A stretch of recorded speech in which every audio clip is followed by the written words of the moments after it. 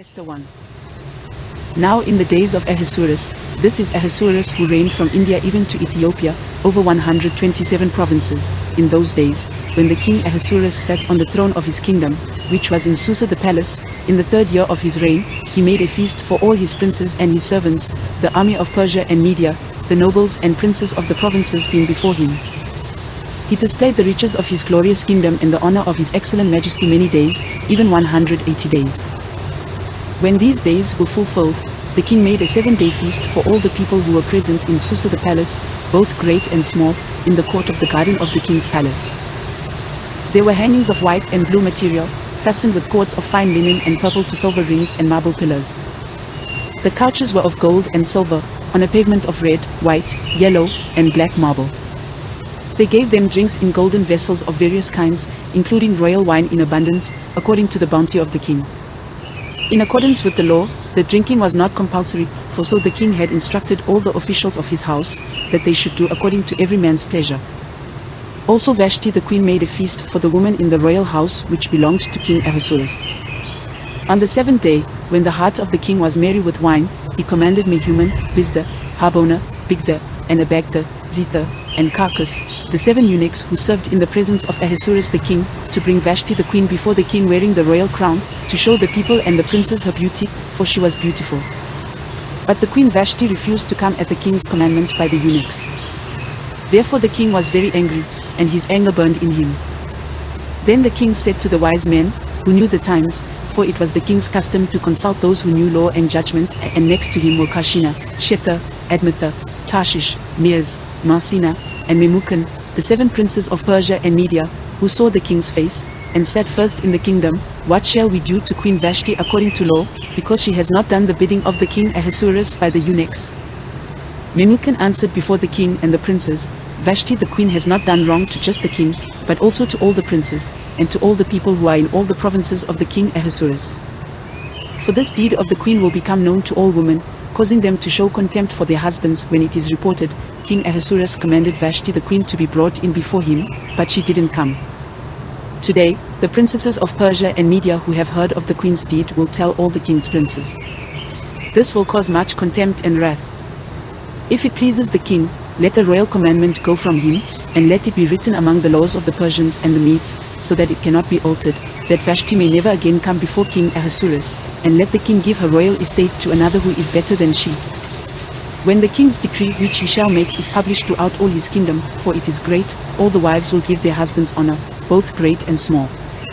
This advice pleased the king and the princes, and the king did according to the word of Memucan, for he sent letters into all the king's provinces, into every province according to its writing, and to every people in their language, that every man should rule his own house, speaking in the language of his own people. Esther 2. After these things, when the wrath of King Ahasuerus was pacified, he remembered Vashti, and what she had done, and what was decreed against her. Then the king's servants who served him said, let beautiful young virgins be sought for the king. Let the king appoint officers in all the provinces of his kingdom, that they may gather together all the beautiful young virgins to the citadel of Susa, to the women's house, to the custody of Haggai the king's eunuch, keeper of the women. Let cosmetics be given them, and let the maiden who pleases the king be queen instead of Vashti. The thing pleased the king, and he did so. There was a certain Jew in the citadel of Susa, whose name was Mordecai, the son of Jair, the son of Shimei, the son of Kish, a Benjamite, who had been carried away from Jerusalem with the captives who had been carried away with Jeconiah, king of Judah, whom Nebuchadnezzar the king of Babylon had carried away. He brought up Hadassah, that is, Esther, his uncle's daughter, for she had neither father nor mother. The maiden was fair and beautiful, and when her father and mother were dead, Mordecai took her for his own daughter. So, when the king's commandment and his decree was heard, and when many maidens were gathered together to the citadel of Susa, to the custody of Haggai, Esther was taken into the king's house, to the custody of Haggai, keeper of the women. The maiden pleased him, and she obtained kindness from him. He quickly gave her cosmetics and her portions of food, and the 7 choice maidens who were to be given her out of the king's house. He moved her and her maidens to the best place in the women's house. Esther had not made known her people nor her relatives, because Mordecai had instructed her that she should not make it known. Mordecai walked every day in front of the court of the women's house to find out how Esther was doing and what would become of her. Each young woman's turn came to go into King Ahasuerus after her purification for 12 months, for so were the days of their purification.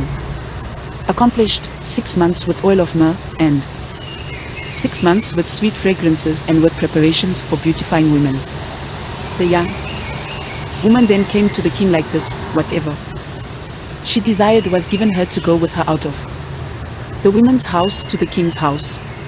In the evening she went, and on the next day she returned into the second woman's house, to the custody of Shoshaz, the king's eunuch, who kept the concubines. She came in to the king no more, unless the king delighted in her, and she was called by name. Now when the turn of Esther, the daughter of Abihail, the uncle of Mordecai, who had taken her for his daughter, came to go in to the king, she required nothing but what Haggai the king's eunuch, the keeper of the women, advised. Esther obtained favor in the sight of all those who looked at her. So Esther was taken to King Ahasuerus into his royal house in the 10th month, which is the month Tevet, in the 7th year of his reign. The king loved Esther more than all the women, and she obtained favor and kindness in his sight more than all the virgins, so that he set the royal crown on her head, and made her queen instead of Vashti. Then the king made a great feast for all his princes and his servants, even Esther's feast, and he proclaimed a holiday in the provinces, and gave gifts according to the king's bounty. When the virgins were gathered together the second time, Mordecai was sitting in the king's gate. Esther had not yet made known her relatives nor her people, as Mordecai had commanded her, for Esther obeyed Mordecai, like she did when she was brought up by him. In those days, while Mordecai was sitting in the king's gate, 2 of the king's eunuchs, Bigthan and Teresh, who were doorkeepers, were angry, and sought to lay hands on the king Ahasuerus. This thing became known to Mordecai, who informed Esther the queen, and Esther informed the king in Mordecai's name. When this matter was investigated, and it was found to be so, they were both hanged on a gallows, and it was written in the book of the Chronicles in the king's presence. Esther 3. After these things King Ahasuerus promoted Haman the son of Hammedatha the Agagite, and advanced him, and set his seat above all the princes who were with him. All the king's servants who were in the king's gate bowed down, and paid homage to Haman, for the king had so commanded concerning him. But Mordecai didn't bow down or pay him homage. Then the king's servants who were in the king's gate said to Mordecai, "Why do you disobey the king's commandment?" Now it came to pass, when they spoke daily to him, and he didn't listen to them, that they told Haman, to see whether Mordecai's reason would stand, for he had told them that he was a Jew. When Haman saw that Mordecai didn't bow down nor pay him homage, Haman was full of wrath. But he scorned the thought of laying hands on Mordecai alone, for they had made known to him Mordecai's people. Therefore Haman sought to destroy all the Jews who were throughout the whole kingdom of Ahasuerus, even Mordecai's people. In the 1st month, which is the month Nisan, in the 12th year of King Ahasuerus, they cast that is, the lot, before Haman from day to day, and from month to month, and chose the 12th month, which is the month Adar. Haman said to King Ahasuerus, "There is a certain people scattered abroad and dispersed among the peoples in all the provinces of your kingdom, and their laws are different from other peoples. They don't keep the king's laws. Therefore it is not for the king's prophet to allow them to remain. If it pleases the king, let it be written that they be destroyed, and I will pay 10,000 talents of silver into the hands of those who are in charge of the king's business, to bring it into the king's treasuries. The king took his ring from his hand and gave it to Haman the son of Hammedatha the Agagite, the Jews' enemy. The king said to Haman, the silver is given to you, the people also, to do with them as it seems good to you. Then the king's scribes were called in on the first month, on the 13th day of the month. And all that Haman commanded was written to the king's local governors, and to the governors who were over every province, and to the princes of every people, to every province according to its writing, and to every people in their language. It was written in the name of King Ahasuerus, and it was sealed with the king's ring.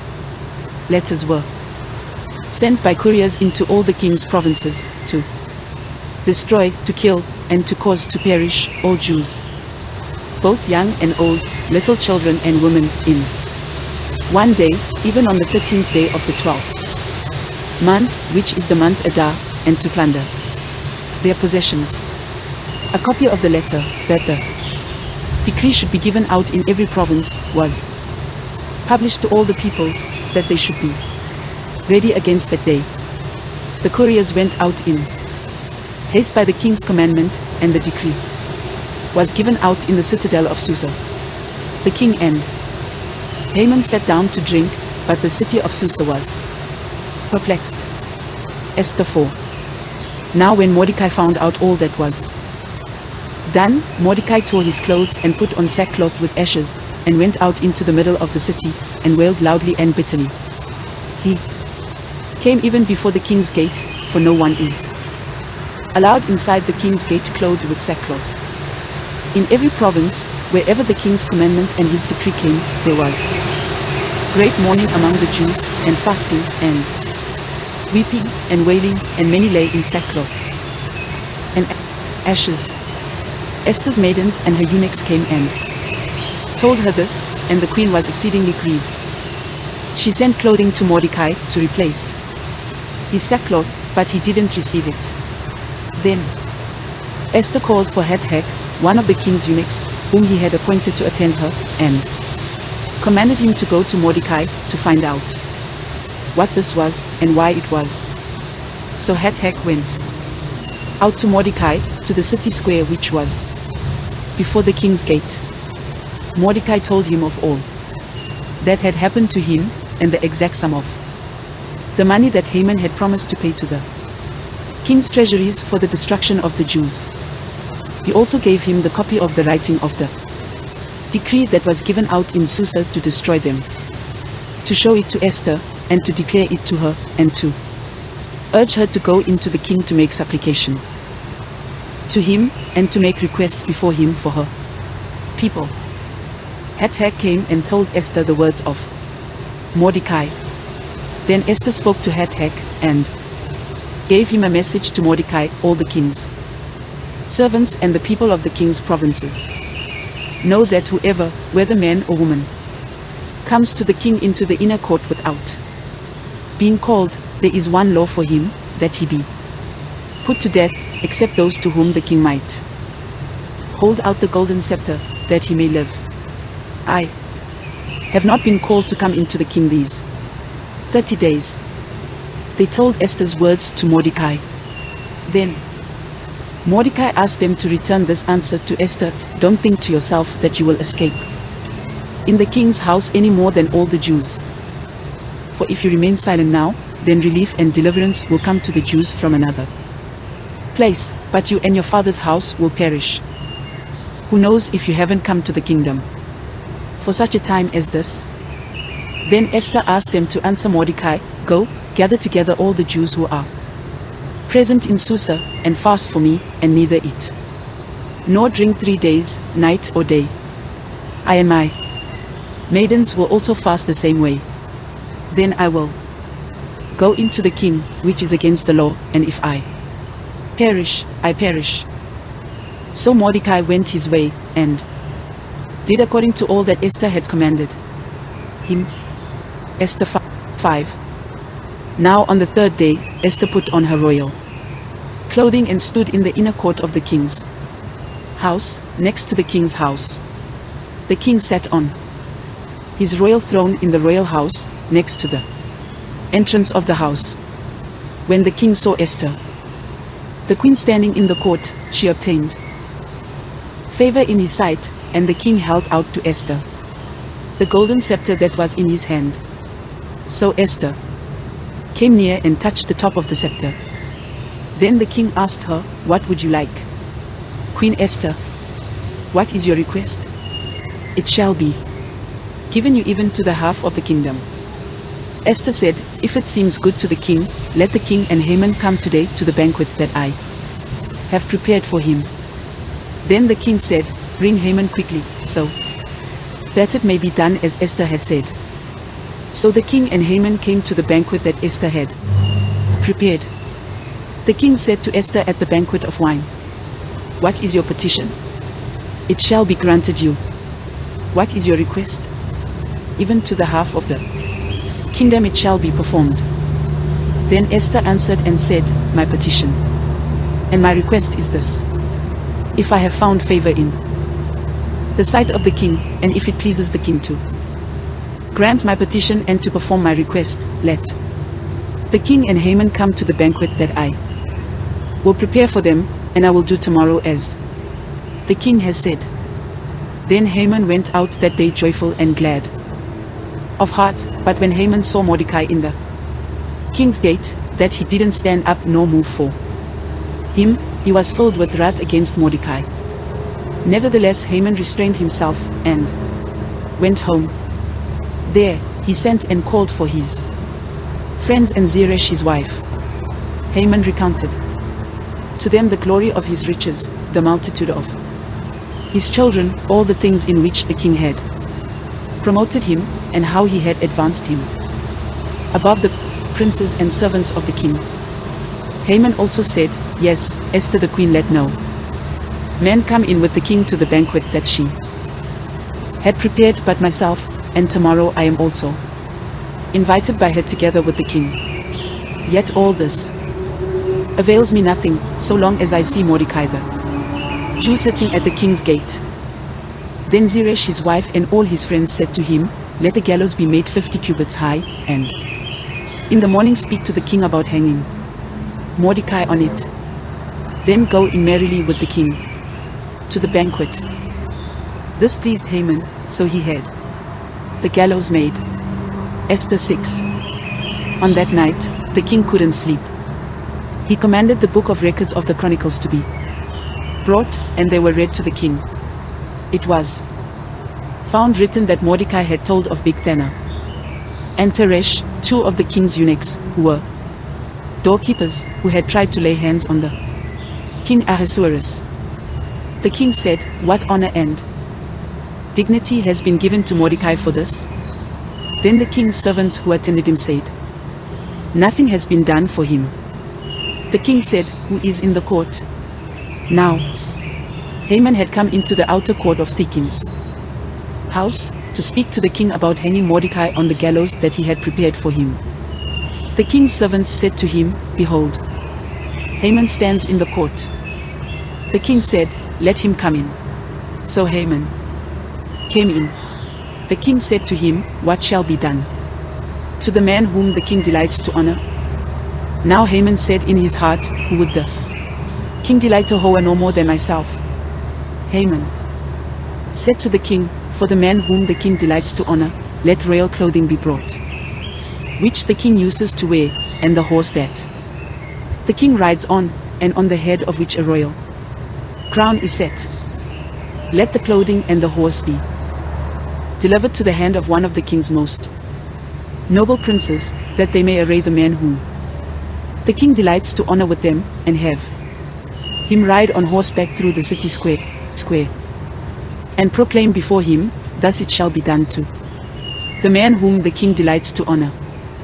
Then the king said to Haman, "Hurry and take the clothing and the horse, as you have said, and Do this for Mordecai the Jew, who sits at the king's gate. Let nothing fail of all that you have spoken. Then Haman took the clothing and the horse, and arrayed Mordecai, and had him ride through the city square, and proclaimed before him, thus: It shall be done to the man whom the king delights to honor. Mordecai came back to the king's gate, but Haman hurried to his house, mourning and having his head covered. Haman recounted to Zeresh his wife and all his friends everything that had happened to him. Then his wise men and Zeresh his wife said to him, If Mordecai, before whom you have begun to fall, is of Jewish descent, you will not prevail against him, but you will surely fall before him. While they were yet talking with him, the king's eunuchs came and hurried to bring Haman to the banquet that Esther had prepared. Esther 7. So the king and Haman came to banquet with Esther the queen. The king said again to Esther, On the second day at the banquet of wine, What is your petition, Queen Esther? It shall be granted you.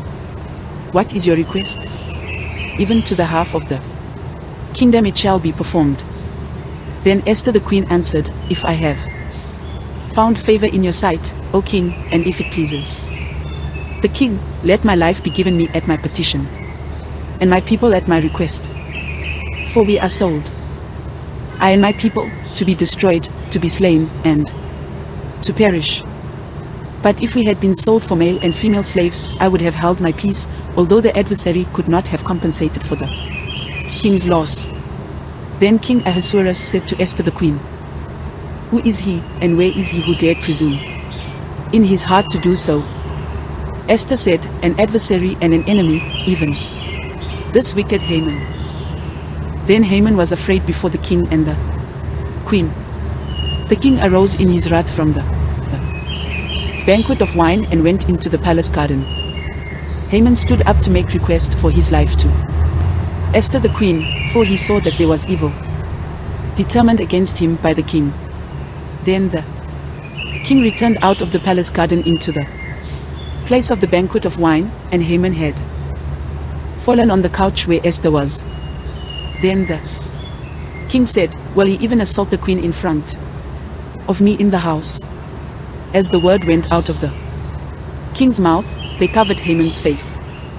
Then Harbona, one of the eunuchs who were with the king, said, Behold, the gallows 50 cubits high, which Haman has made for Mordecai, who spoke good for the king, is standing at Haman's house.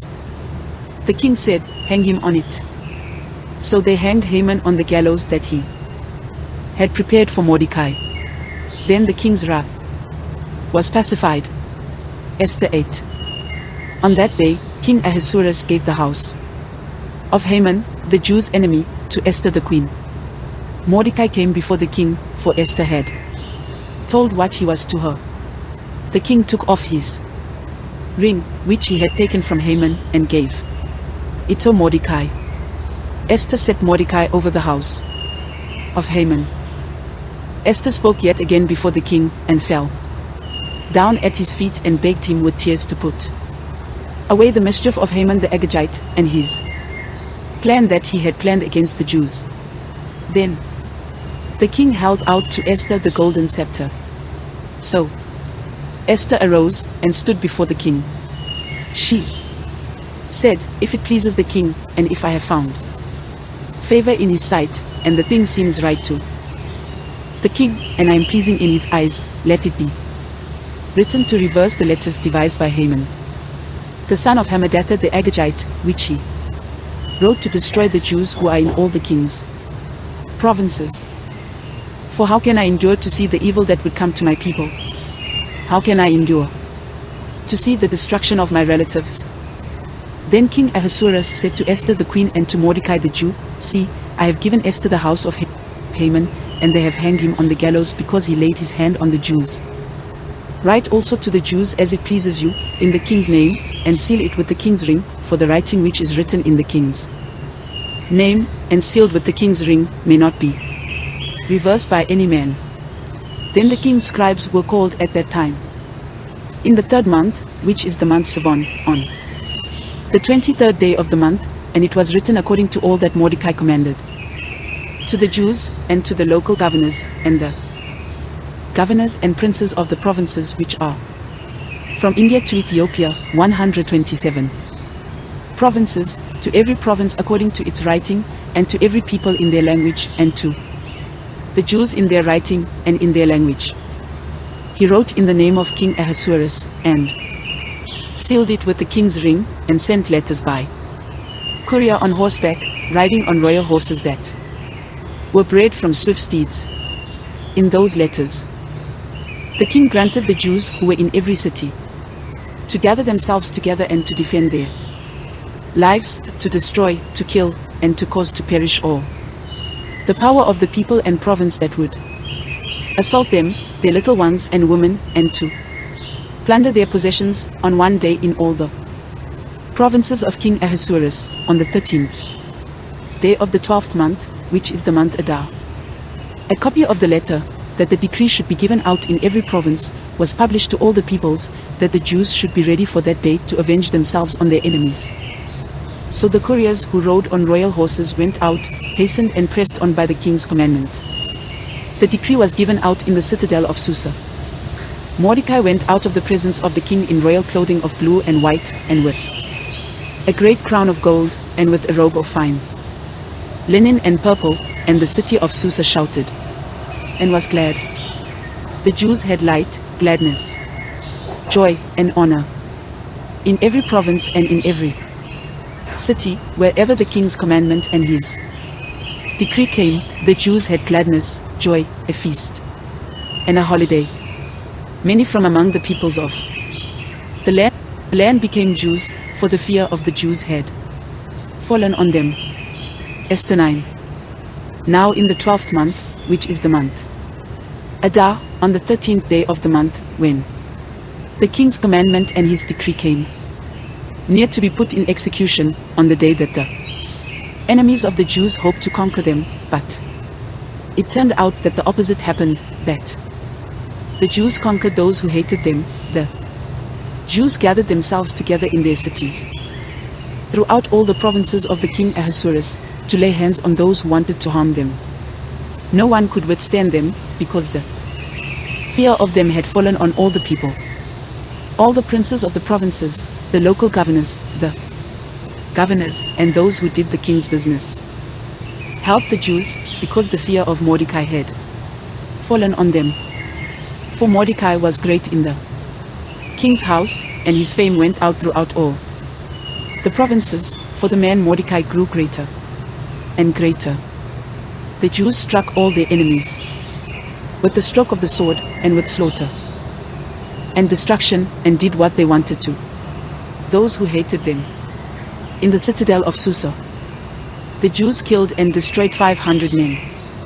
They killed Pashendatha, Dalphon, Aspatha, Poratha, Adalia, Ariditha, Parmashta, Orisai, Oridai, and Visatha, the 10 sons of Haman the son of Hammedatha, the Jews' enemy, but they didn't lay their hand on the plunder. On that day, the number of those who were slain in the citadel of Susa was brought before the king.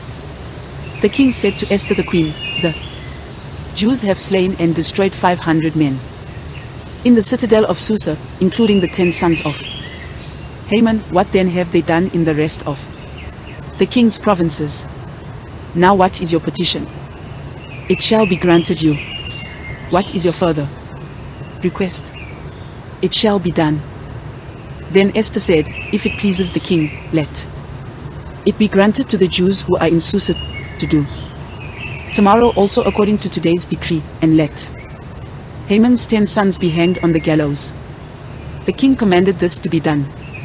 A decree was given out in Susa, and they hanged Haman's 10 sons. The Jews who were in Susa gathered themselves together on the 14th day also of the month Adar, and killed 300 men in Susa, but they didn't lay their hand on the plunder. The other Jews who were in the king's provinces gathered themselves together, defended their lives, had rest from their enemies, and killed 75,000 of those who hated them, but they didn't lay their hand on the plunder. This was done on the 13th day of the month Adar, and on the 14th day of that month they rested and made it a day of feasting and gladness. But the Jews who were in Susa assembled together on the 13th and on the 14th days of the month, and on the 15th day of that month they rested and made it a day of feasting and gladness. Therefore the Jews of the villages who live in the unwalled towns make the 14th day of the month Adar a day of gladness and feasting, a holiday, and a day of sending presents of food to one another. Mordecai wrote these things and sent letters to all the Jews who were in all the provinces of the king Ahasuerus, both near and far, to enjoin them that they should keep the 14th and 15th days of the month Adar yearly, as the days in which the Jews had rest from their enemies, and the month which was turned to them from sorrow to gladness, and from mourning into a holiday, that they should make them days of feasting and gladness, and of sending presents of food to one another, and gifts to the needy. The Jews accepted the custom that they had begun, as Mordecai had written to them, because Haman the son of Hammedatha, the Agagite, the enemy of all the Jews, had plotted against the Jews to destroy them, and had cast pur, that is the lot, to consume them and to destroy them. But when this became known to the king, he commanded by letters that his wicked plan, which he had planned against the Jews, should return on his own head, and that he and his sons should be hanged on the gallows. Therefore they call these days Purim, from the word pur. Therefore, because of all the words of this letter, and of that which they had seen concerning this matter, and that which had come to them, the Jews established and imposed on themselves, on their descendants, and on all those who joined themselves to them, so that it should not fail that they would keep these 2 days according to what was written and according to its appointed time every year, and that these days should be remembered and kept throughout every generation, every family, every province, and every city, and that these days of Purim should not fail from among the Jews, nor their memory perish from their offspring. Then Esther the queen, the daughter of Abihail, and Mordecai the Jew wrote with all authority to confirm the second letter of Purim. He sent letters to all the Jews in the 127 provinces of the kingdom of Ahasuerus with words of peace and truth, to confirm these days of Purim in their appointed times, as Mordecai the Jew and Esther the queen had decreed, and as they had imposed upon themselves and their descendants in the matter of the fastings and their mourning. The commandment of Esther confirmed these matters of Purim, and it was written in the book. Esther 10. Ahasuerus laid a tribute on the land and on the islands of the sea, and all the acts of his power and of his might, and the full account of the greatness of Mordecai, to which the king advanced him, written in the book of the Chronicles of the kings of Media and Persia. For Mordecai the Jew was next to King Ahasuerus, and great among the Jews, and accepted by the multitude of his brothers, seeking the good of his people and speaking peace to all his descendants.